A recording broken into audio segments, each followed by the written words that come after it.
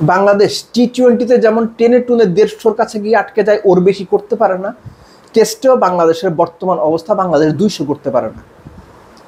সবশেষ 15টা ইনিংসে বাংলাদেশ 10 বার, 15 টেস্ট ইনিংসে 10 বার বাংলাদেশ 200 রান করতে পারেনি।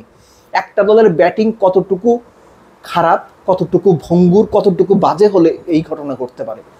আয়ারল্যান্ড কিংবা অন্যান্য দলের ব্যাটিংও এত খারাপ না। আপনি খেয়াল করে দেখেন যে বাংলাদেশ শ্রীলঙ্কার বিপক্ষে যে সিরিজ খেললো, সেখানে কি হয়েছে? 2 টেস্টে 4 ইনিংসের একটাতে মাত্র বাংলাদেশ 300 রান করেছিল, বাকিগুলো 188, 182, 178। পাকিস্তানে গিয়ে বাংলাদেশ ভালো করেছে, পাকিস্তানকে হোয়াইট ওয়াশ করেছে। ভারতে কি হয়েছে? 2 টেস্টের 4 ইনিংসে এক্স্যাক্টলি সেম ঘটনা ঘটেছে। একটায় 230-35, বাকি ইনিংসে 130-35। কত? 234 আর 133, আর একটা বোধহয় 233 আর 133 এরকম। সাউথ আফ্রিকা হোম সিরিজ, শ্রীলঙ্কার বিপক্ষে যে ঘটনা ঘটেছিল, সাউথ আফ্রিকার বিপক্ষে এক্স্যাক্টলি সেই ঘটনা ঘটেছে। 2 টেস্টের 4 ইনিংসে একটাতে 300, বাকি 3টায় বাংলাদেশ 200 করতে পারেনি। সেকেন্ড টেস্টের 2 ইনিংসে একটা কত 159 আর একটা 143। ওয়েস্ট ইন্ডিজে গিয়ে ফার্স্ট টেস্টের ফার্স্ট ইনিংসে ওইরকম 106 অল আউট। এবং সবশেষ যে টেস্টটা চলছে জ্যামাইকাতে, সেটার ফার্স্ট ইনিংসে বাংলাদেশ 164 অল আউট। একবারের জন্য চিন্তা করেছেন যে একটা দল 15টা টেস্ট ইনিংসের 10টাতে 200 করতে পারেনি, বাংলাদেশ 200 করতে পারে না। এখন এই টিমে মুশফিক নাই, সাকিব নাই, তামিম নাই, এই আলোচনা করে আসলে কোনো লাভও নাই। যারা আছে তাদেরকে নিয়ে এগোতে হবে, কিন্তু তারা আসলে ঠিক কি করছেন, এটাই এই মুহূর্তে সবচেয়ে বড় প্রশ্ন। সামর্থ্যের ঘাটতির কথা বারবার বলা হচ্ছে, সামর্থ্যের ঘাটতি তাদের আছে, এটা নিয়ে বোধহয় তর্ক করার খুব বেশি সুযোগ নাই। বাংলাদেশের ক্রিকেটারদের ক্রিকেটীয় সামর্থ্যে ঘাটতি রয়েছে, কিন্তু ব্যাটসম্যানদের কথা যদি বলি, তাদের ঘাটতিটা বোধহয় সবচেয়ে বেশি। ভাই, কে একজন ফার্স্ট বলে এসে সুইপ খেলছেন, কে একজন ফার্স্ট বলে ডাউন দ্য উইকেট এসে আউট হচ্ছেন, কে একজন সবচেয়ে বেশি শূন্য করেছেন, কে একজন 10 ইনিংসে একটা 50 করতে পারেনি, এই আলোচনাগুলো না এখন এই মুহূর্তে মনে হচ্ছে অমূলক।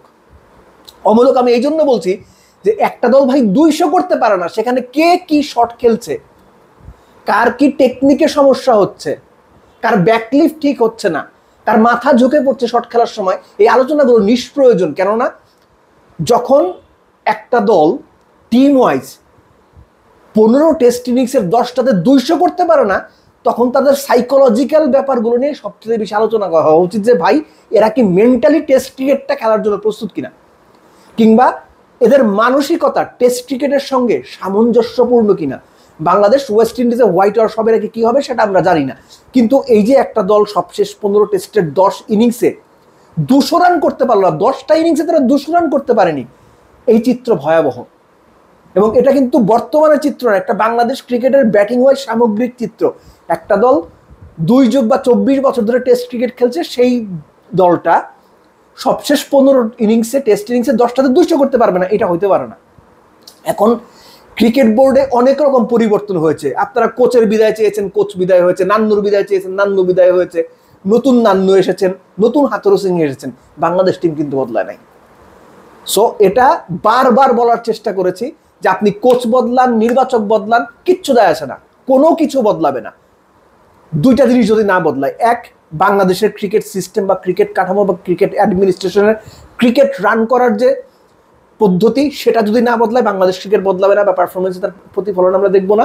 দ্বিতীয়ত, প্লেয়ারদের গড়ে তোলার যে পদ্ধতি, প্লেয়ারদেরকে তৈরি করার যে পদ্ধতি, সেই মানধাত্তা আমাদের পদ্ধতি থেকে বের হয়ে আসতে হবে। এবং পুরো প্রসিডিউরটা করতে বা বাংলাদেশকে একটা ভালো জায়গায় নিতে আমার অনুমান এখন থেকেও যদি শুরু করা হয়, তাতেও বছর 4-5 সময় লাগবে। আপনারা অনেকেই হয়তো মনে করছেন 19-এ যারা আছে, আকবরদের নিয়ে আসলে, ওরে নিয়ে আসলে, এরে নিয়ে আসলে দারুণ কিছু হবে, কিচ্ছু হবে না, মার্ক মাই ওয়ার্ডস। কারণ বাইরে যারা আছেন, ভেতরে যারা আছেন, পেছনে যারা আছেন, তারাও যারা আছেন ন্যাশনাল টিমে, তাদের চাইতে খুব একটা ভালো না। So don't expect anything bigger. Bangladesh cricket এই মুহূর্তে একটা বাজে ক্রিকেট দল, যে কোনো রকম ফরম্যাটে একটা বাজে ক্রিকেট দল, এই সত্যটা আমাদের সবার আগে মানা উচিত।